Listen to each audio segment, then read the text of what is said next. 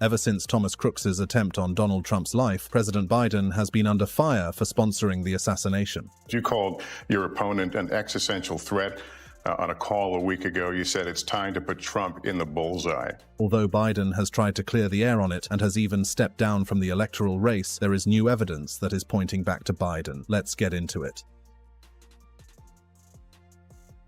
Biden confesses. Just days before the assassination attempt on Trump, President Joe Biden made a statement that has since become highly controversial. During a private donor call, Biden said, "I have one job, and that's to beat Donald Trump. I'm absolutely certain I'm the best person to be able to do that. So, we're done talking about the debate. It's time to put Trump in a bullseye." This comment, intended to emphasize the focus on defeating Trump in the election, has been interpreted by some as incitement to violence. The assassination attempt took place on a Saturday when a bullet grazed Trump's ear, narrowly missing him. But tragically, one crowd member was killed and 2 others were critically injured. The FBI quickly identified the gunman as Thomas Matthew Crooks, a 20-year-old kitchen worker from Bethel Park, Pennsylvania. Crooks, a registered Republican, was shot dead by a Secret Service sniper after he fired at Trump. In the aftermath of the attack, Biden faced intense scrutiny for his bullseye comment. Georgia Republican Representative Mike Collins was one of the first to voice his outrage on social media. He posted on X, formerly known as Twitter, stating, "Joe Biden sent the orders." Collins pointed out the perceived double standard, noting that those who wanted Trump prosecuted for his January 6th comments are now silent about Biden's bullseye remark. In another post, Collins wrote, "They attempted to neutralize the threat," responding to a graphic featuring Biden's comments. Senator Marsha Blackburn from Tennessee also weighed in, referencing Biden's bullseye comment in her social media posts. Just days ago, Biden said, "It's time to put Trump in a bullseye." Today, there was an assassination attempt against President Trump, she wrote on X the Saturday evening. Blackburn criticized Biden for not releasing a statement for the first hour after the shooting, calling his delay unacceptable. She urged Biden to address the American people immediately, stating, "Go to the Oval Office and address the American people. We do not settle our differences by violence." Biden did eventually condemn the attack, calling it sick and urging Americans to denounce such violence. He spoke from his home in Delaware on Saturday night, where he was spending the weekend. "We must unite as one nation to condemn it. It's sick,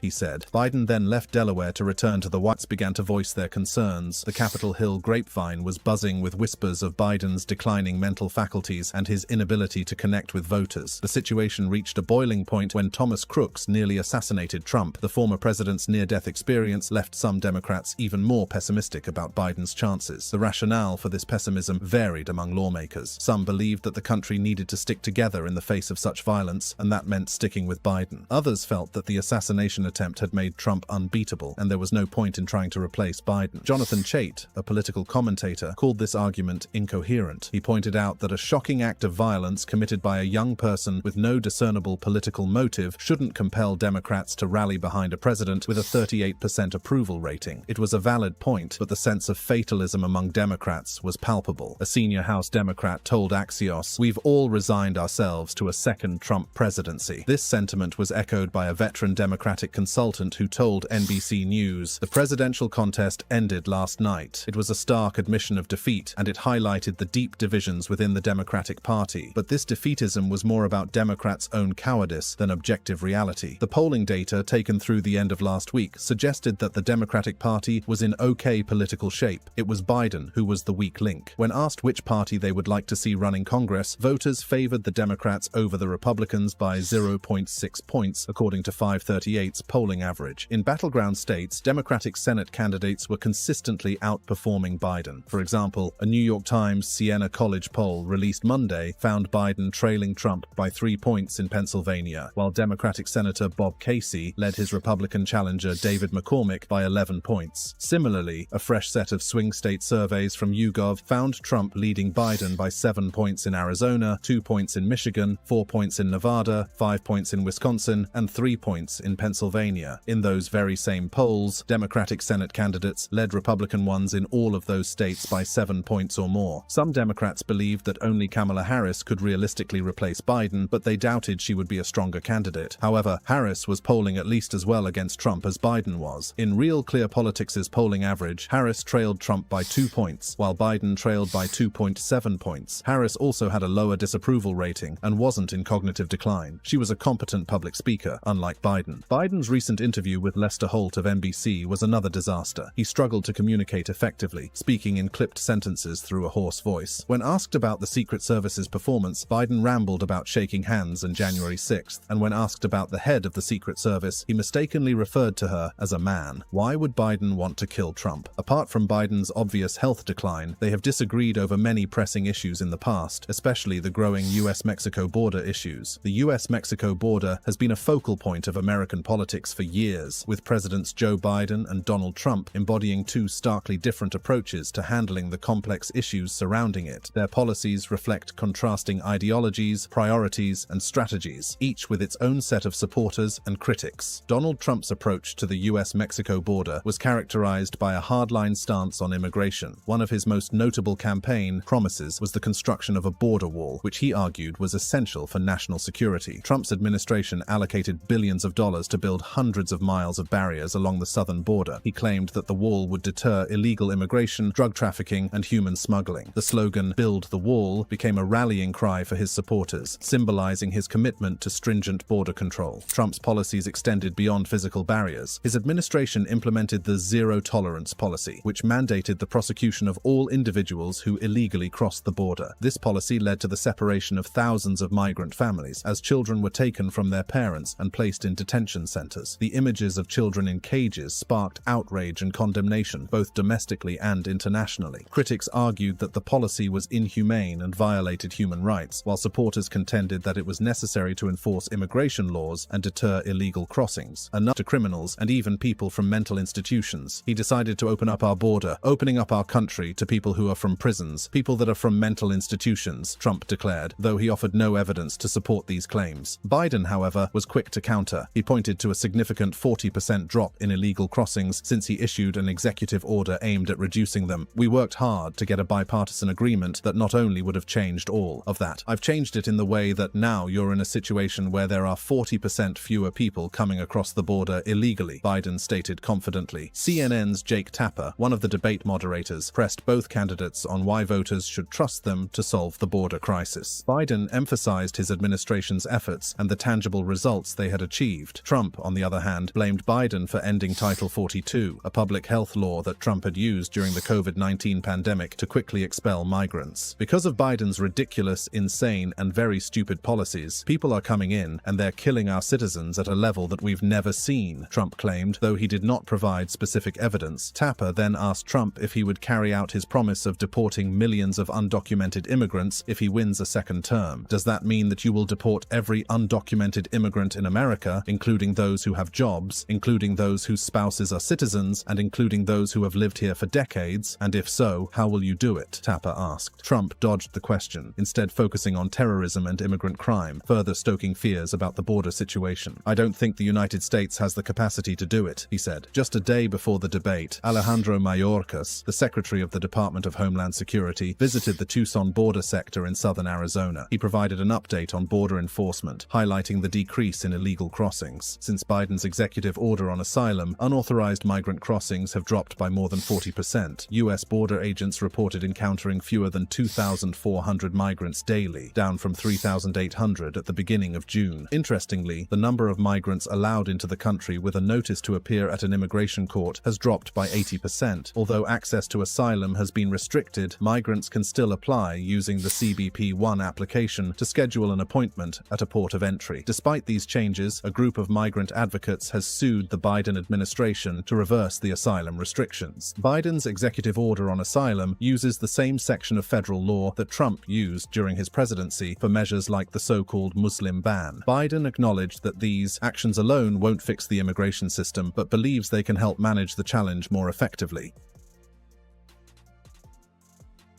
Biden pulled his influential weight. If truly Biden was behind the shooting, how then did he carry out his plans, or did he have allies? There seemed to be some foul plays that happened in the days leading up to the Pennsylvania rally, and some of them were traced to companies closely linked to Biden. On July 12, 2024, just one day before the assassination attempt on Donald Trump, Austin Private Wealth filed a put option on 12 million shares of Trump Media and Technology Group, TMTG. For those unfamiliar, a put option is essentially a bet that the stock's value will drop. If Trump had been killed, the value of his company's stock would likely have plummeted, making this move highly suspicious. The timing of Austin Private Wealth's filing couldn't have been more eerie, raising eyebrows and sparking conspiracy theories. Screenshots of the put option from a Bloomberg terminal started circulating on social media, but mysteriously disappeared later in the day. This fueled conspiracy theories linking Austin Private Wealth to major holdings in Vanguard and BlackRock funds. The plot thickened when it was revealed that the alleged shooter had appeared in a commercial for BlackRock. BlackRock quickly pulled the ad and condemned the assassination attempt as abhorrent and awful. This only added to the controversy sectors, including finance. While some investors might see this as an opportunity for growth, it also creates a more volatile market environment. For a large asset manager like BlackRock, which needs to make informed and strategic investment decisions, this unpredictability is a nightmare scenario. Another critical area is climate policy. BlackRock has been increasingly vocal about the importance of sustainable investing and addressing climate change. They have made significant strides in pushing for more environmentally responsible business practices and investments. However, Trump's administration has been criticized for its lack of action on climate change and its rollback of environmental regulations. A second term for Trump could mean further setbacks in the fight against climate change, something that BlackRock is keenly aware of. This could not only impact their investments in green technologies, but also tarnish their reputation as a leader in sustainable investing. The potential for increased political and social unrest is another factor that cannot be ignored. The 2020 election was marked by significant division and unrest across the United States. If the upcoming election follows a similar pattern, it could lead to further instability. For BlackRock, which has substantial investments in the US, this is a significant risk. Political and social unrest can lead to market volatility, impacting everything from stock prices to consumer confidence. So, what does all this mean for BlackRock and the financial world at large? It paints a picture of uncertainty and potential upheaval. For a company that manages trillions of dollars in assets, this is a significant concern. They need to be able to predict market trends and make informed investment decisions. The unpredictability of a Trump re-election throws a wrench into their plans. Looking at it, is BlackRock's concern valid? In August 2024, the global stock market experienced a dramatic plunge that left investors and analysts alike in a state of shock. The Dow Jones Industrial Average fell more than 1,000 points, while the S&P 500 and the Nasdaq both dropped over 3%. This marked the S&P 500's biggest one-day drop since September 2022. But the US wasn't alone in this turmoil. Japan's Nikkei index had its worst day since its infamous Black Monday crash of 1987, plummeting 12.4%. European markets also struggled, adding to the global financial chaos. So, what triggered this massive sell-off? Investors were rattled by reports showing that the US had only added 114,000 jobs in July, far below the expected 150,000. Unemployment also rose to 4.3%, the highest since October 2021. While these numbers aren't catastrophic on their own, they've been taken as signs that the US economy might be showing some cracks. Even though many economists believed the US would avoid a recession after the pandemic-induced economic slump, these reports reignited fears. On Monday, Goldman Sachs raised its odds of a recession in the next year from 15% to 25%. But is it time to panic? Maybe not just yet. The US economy is still in relatively good shape, according to some experts. There's certainly some slowing going on, said Matt Collier, an economist at Moody's Analytics, but the foundational things that made us relatively encouraged about the US economy, those things haven't changed. The rise in unemployment spooked a lot of people, Collier said, because it triggered what is called the SARM rule. This rule is activated if the 3-month average unemployment rate increases by at least half a percentage point from its low over the prior year. It has successfully predicted every US recession since 1970. However, Claudia Sahm, the economist after whom the rule is named, isn't convinced it will be a reliable predictor this time. The post-pandemic economy has defied other historical recession indicators. For example, most bond strategists polled by Reuters earlier this year said that the patterns they study have been so unusual that they no longer considered bond yield curves to be predictive. Now, let's link this back to Thomas Crooks. The FBI's discovery of Thomas Crooks' secondary phone has opened a Pandora's box of shocking details. This 20-year-old, who attempted to assassinate former President Donald Trump, had a lot more going on than anyone could have imagined. First, let's talk about the phone itself. The Samsung Galaxy S10 was found in Crooks's bedroom, and it wasn't just any phone. It was a goldmine of incriminating evidence. Investigators discovered a search history that included terms like Trump rally security, how to use an AR-15, and escape routes in Butler, PA. Can you believe that? This guy was meticulously planning every detail, right down to the escape routes. But that's just the tip of the iceberg. The phone also contained recent calls to an anonymous number in Washington, D.C. Who was he calling? The FBI traced these calls calls back to a burner phone, raising even more questions. Was Crooks working alone, or did he have help from someone in Washington? Now, let's delve into the financial aspect. The FBI found 3 offshore accounts linked to Crooks, totaling a staggering $1.5 million.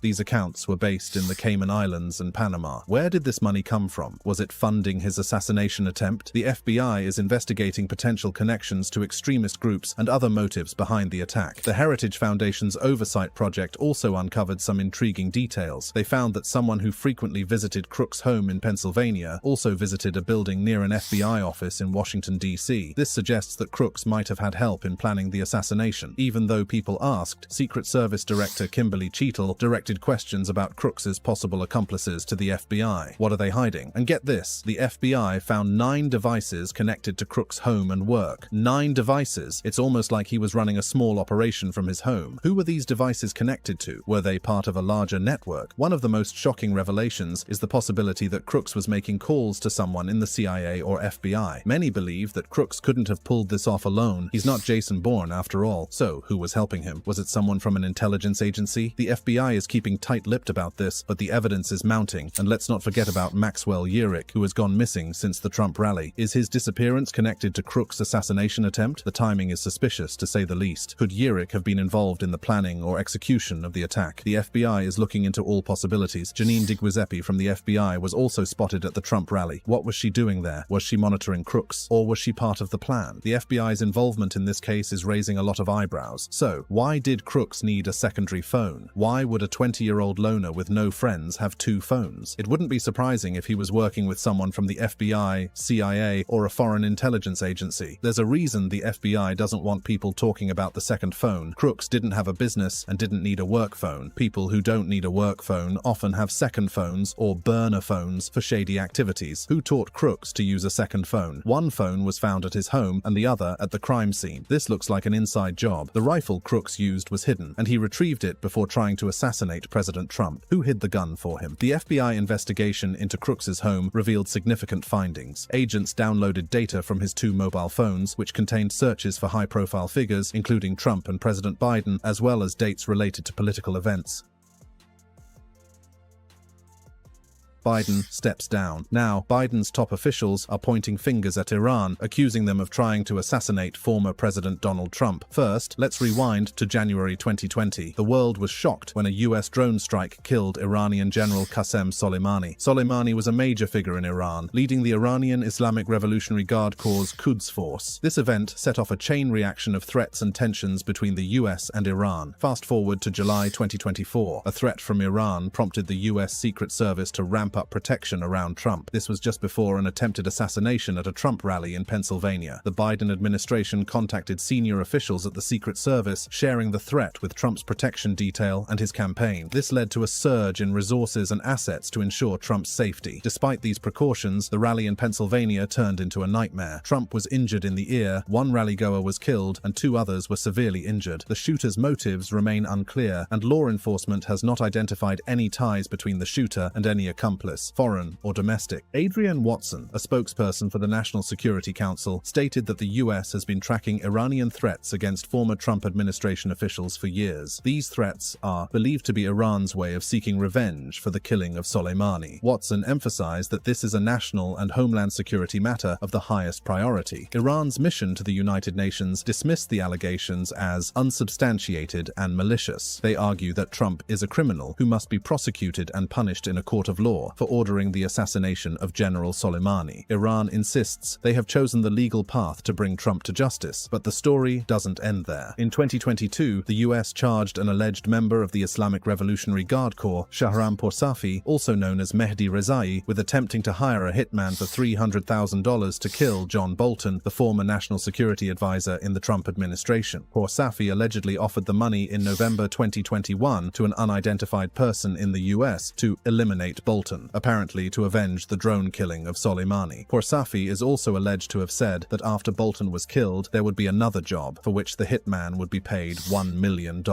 When Poursafi's indictment was unsealed in August 2022, Iran denied the allegations. Is Iran behind the attempted assassination of Trump, or is this just another political maneuver? Shortly after the assassination attempt, Biden announced his decision to step down from the upcoming elections. This unexpected decision has left many questioning the future of the Democratic Party and the nation as a whole. Did he step down since he could not take Trump out? First, let's address the immediate impact on the Democratic Party. With Biden stepping down, the party is now in a frantic search for a new candidate to lead them into the next election. Vice President Kamala Harris is the most obvious choice given her current position